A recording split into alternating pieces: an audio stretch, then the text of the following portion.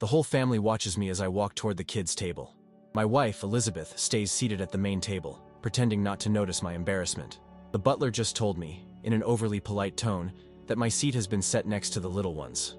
I can feel Mr. Williams, my father-in-law, look of satisfaction sweeping across the dining room. 10 years building an empire from nothing, and here I am, being directed to sit among 5-year-olds who can barely hold a fork. The $200 champagne in the crystal glass at the main table glitters under the chandelier, mocking my position. Sarah, my sister-in-law, is the only one who seems clearly uncomfortable with the situation, but she stays quiet as always. My hands are trembling slightly as I clutch the linen napkin. This is the last time I'm going to let myself be treated this way. Subscribe to the channel and leave your like to get access to more stories like this. It was never about the money. Ever since my first meeting with Elizabeth's family, I could feel the disapproving looks. At first, they were subtle comments about my admirable rise, always delivered in William's condescending tone. Catherine, my mother-in-law, used to casually point out that Elizabeth had attended the best schools in Europe, whereas I was stuck in public schools. During Christmas dinners, Michael, my brother-in-law, made a point of highlighting how the family's businesses had been around for generations, while my company was just a youngster. The New Year's parties at the Harrison Mansion always came with stories about family lineage, genealogical trees printed on imported paper, and old photos of important ancestors. I was the interloper in that perfectly curated family album. Elizabeth tried to smooth things over, saying it was just the way they were, and that I was being too sensitive. But I noticed how she changed around them, how her accent became more refined, and her clothes turned more formal. It was like she felt the need to prove that she still belonged to that world, even after marrying me. Over the years, I learned to swallow my pride. I endured the expensive, unnecessary gifts that arrived at our home, each with a note reminding me that they were a family tradition. I put up with constant corrections on my French pronunciation during dinner, inside jokes I never understood, and forgotten invites to important family events. But today, sitting at the kids' table, I realize that every little slight has been cutting deeper, forming a wound that just won't heal anymore. I get up from the kids' table without saying a word. One little fork clatters to the floor, its little ring echoing in the silent dining room. I feel every eye on me, but I keep my posture. Elizabeth finally lifts her gaze from her lobster plate, her expression torn between shame and worry. I adjust my jacket and start walking toward the exit. William wipes his mouth with a napkin, his face red with irritation. "James, you're being dramatic," he says, his voice full of fake concern. Catherine dramatically sighs, as if I were ruining their precious family gathering. "No, William. For the first time, I'm being realistic." My voice comes out firmer than I expected. "Elizabeth, you can stay if you want. I'm sure you'll find a spot that suits your position at the main table." Michael tries to intervene, standing up with his wine glass still in hand. "Come on, brother-in-law, it's just a seating arrangement." His forced smile doesn't hide the disdain in his voice. Sarah, the only one who seems genuinely upset, starts to get up but is stopped by William's stern look. I grab my coat in the entry hall, ignoring the hurried steps of Elizabeth behind me. "James, please, you're overreacting. It's just dinner," she pleads, her voice trembling between loyalty to her family and our marriage. "No, Elizabeth, it's not just dinner. It never was." I open the front door, feeling the cold night air. It's about respect. It's about dignity. It's about watching your family humiliate me over and over while you stay silent. The butler opens the garage door, bringing my car. Before I get in, I look one last time at the lit-up mansion, at Elizabeth standing on the staircase, at the silhouettes of people watching from the dining room windows. When you decide whether you want to be my wife or just another Harrison daughter, you know where to find me. The car's engine hums quietly as I leave behind 10 years of subtle insults and fake smiles. In the rearview mirror, I see Elizabeth growing smaller, still frozen in place like a statue caught between two worlds. Elizabeth gets home 3 hours later. I meet her in the living room. Her hands are still shaking as she clutches the designer purse her mother gave her on her last birthday. "How could you embarrass me like that?" she blurts out, though her voice betrays more fear than anger. "Embarrass you? Funny word for you to use." I remain seated, watching the ice melt in my glass of whiskey. "I spent 10 years being treated like a charity project by your family, and you're worried about a little embarrassment? You're twisting everything. They only want what's best for us." Elizabeth sits down on the opposite sofa, keeping her distance. "Dad even told me he could get you a better position at his company." I let out a dry laugh. Sure he did. Just another way to control me, to make me dependent on him. Don't you see the pattern, Elizabeth? Or do you just choose not to? What do you want me to do? They're my family, and I'm your husband. Or at least, I thought I was. I set my glass on the coffee table. When was the last time you actually stood up for me? When was the last time your mom commented on my public school English? When did your brother suggest that my company only grew because of luck? Elizabeth looks away, her fingers nervously playing with the strap of her purse. You know how traditional they are? Traditional, huh? I stand up now, unable to hold back my frustration any longer. Is that how you justify all their prejudice? Their constant disregard? James, please. No, Elizabeth. Enough with please. Enough with excuses. I built my own path, started a company from scratch, and yet to them, I'll always be the poor guy who doesn't deserve a seat at the main table. Tears begin to stream down her face. I love you, James. Love isn't enough when it comes with shame. I walk over to the window, watching the city lights. You need to make a choice, Elizabeth.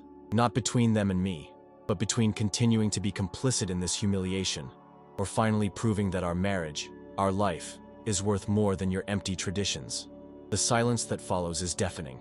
Elizabeth remains seated, her tears quiet now, while the reality of our situation hangs heavily between us. The phone won't stop ringing in the days that follow.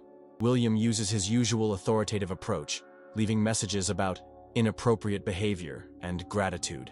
Catherine alternates between emotional pleas and veiled threats about consequences for the family's reputation. Michael, always the self-serving diplomat, tries to mediate with invitations for business lunches. Sarah is the only one who calls just to listen. You know, James, I've always admired your patience, she says in one of our conversations. Most people would have exploded long ago. She tells me how William also smothers her with his expectations. How Catherine always criticized her for not marrying someone from our circle. It's the first time I feel a genuine connection with any family member. Elizabeth swings between moments of anger and remorse. One minute she's packing her things, yelling about how you threw away 10 years of marriage over one dinner. The next, she's crying in our room, admitting that she always knew the treatment was unfair, but was too afraid to disappoint her parents. William tries a new tactic. He sends his lawyer over to discuss terms. As if my dignity had a price, as if everything could be solved with a few extra zeros on a check. The lawyer leaves my office with the same sealed envelope he came with, after hearing exactly what I think about these bribe attempts. Catherine sets up a reconciliation dinner, sending out the invite through Elizabeth. It will be different this time, my wife promises, her eyes full of hope. I politely decline, explaining that I'm not interested in another social performance where I have to prove my worth. News about our marital crisis spreads quickly through the Harrison social circle. Some of their closest friends start avoiding me at business events. Others, surprisingly, come looking for me to share similar stories about the family. I realize I'm not the first one to be put in my place by the Harrisons. Michael makes one last play, showing up unannounced at my office. You're destroying my sister, he accuses, his diplomatic facade finally crumbling. I reply that the only ones responsible for the destruction are the family itself, with years of hidden manipulation and disguised prejudice. Finally, Elizabeth starts therapy, the very thing I've been suggesting for years. Her therapist helps her see the toxic behavior patterns in her family that she'd normalized since childhood. It's a painful process, but a necessary one. She begins questioning not only the way I was treated, but also how she was molded to perpetuate this cycle. The pressure from the family increases when they realize they can't control the situation. William tries to use his contacts to hurt my business, but he underestimates the strength of the relationships I've built on my own merit. Catherine spreads rumors about our marriage problems, painting me as the villain. Sarah keeps being my quiet ally, keeping me informed about the family's manipulations, while trying to show Elizabeth the toxicity of the situation. They're used to having total control, she tells me. Your resistance scares them, because it shows that money isn't everything. The tension hits a breaking point when William threatens to disinherit Elizabeth if she doesn't get her act together. It's the moment that finally opens her eyes to the true nature of the family's control. After 3 weeks of emotional chaos, I make a difficult decision. I rent an apartment downtown, leaving our home temporarily. It's not abandonment, I explain to Elizabeth. It's a necessary space for both of us to think clearly, away from her family's constant pressure. The look on her face when she sees my packed bags breaks my heart. So that's it? You're just giving up on us? She asks, her voice choked. I move closer. taking her trembling hands. "I'm not giving up, Elizabeth. I'm giving us a chance to save what still can be saved." I explain that I need her to understand for herself what's at stake. I can't keep being the only one fighting for respect in this relationship. The love I feel for her is still strong, but love without equality and mutual respect is just emotional dependency in disguise. Sarah helps me with the move, understanding better than anyone the need for this separation. As we carry the last boxes, she shares her own story of resisting her family. "Sometimes you need to step away to see just how much of a prison you're living in," she says, helping me arrange my books on the new apartment's shelves.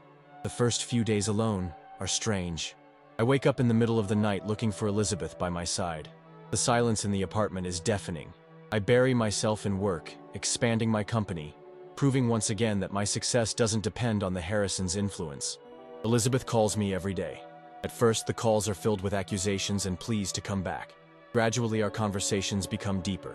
She starts talking about her therapy sessions, about toxic patterns she's uncovering, about childhood memories that she'd always normalized, but now sees were manipulative. William tries to use my leaving as ammunition, spreading rumors that I abandoned his daughter. Catherine organizes elaborate dinners, inviting suitable suitors for Elizabeth, in an obvious attempt to stir up jealousy. Michael continues his corporate moves, trying to buy parts of my company through intermediaries. I stand firm. In business meetings, I'm more assertive than ever.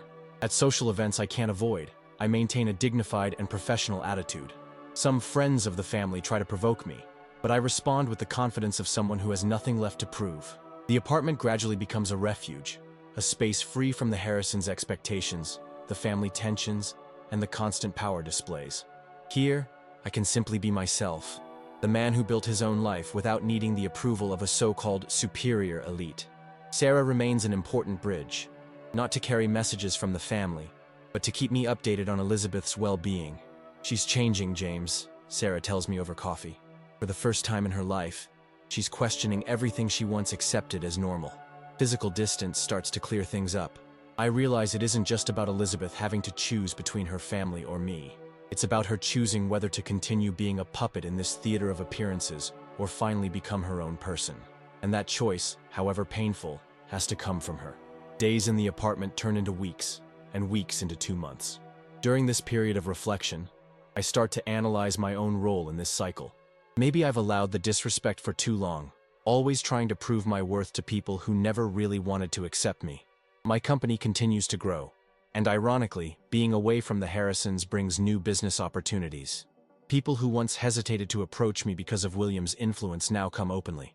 I realize that the Harrisons' name, which was constantly thrown in my face as a status symbol, sometimes hurts more than it helps. Elizabeth and I keep in touch, but I set clear boundaries. Our conversations are no longer about her attempts to get me back or about the family's manipulations. Instead, we share personal discoveries, fears, and hopes. It's like we're getting to know each other again, but this time without any social masks. During one particularly tough afternoon, I find an old photo album buried in a box. It's filled with pictures of us from the beginning of our relationship, from before the family pressure started molding us.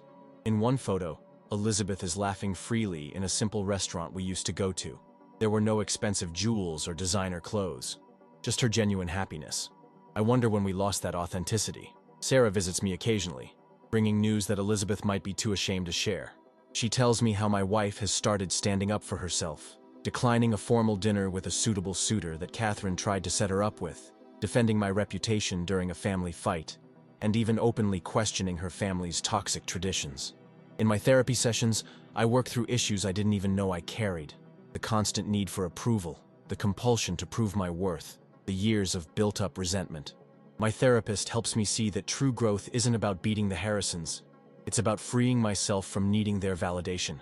I get an unexpected email from an old mentor, someone who helped me at the start of my career.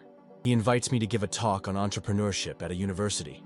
In the audience, I see young people with the same sparkle in their eyes I once had, the same determination to build something on their own merit. It's a moment of clarity. My story might inspire others not to let social prejudice hold them back. This period of solitude also teaches me about self-care.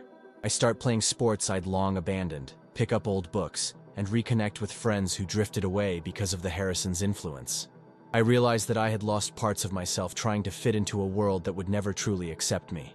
One night, sitting on the apartment's balcony watching the city lights, I understand that this separation isn't just about giving Elizabeth space to grow. It's also about my own journey of self-discovery and self-respect. The real test isn't whether she will choose between her family and me, but whether we can build a relationship based on mutual respect and authenticity, regardless of outside expectations. Subscribe to the channel and leave your like to get access to more stories like this.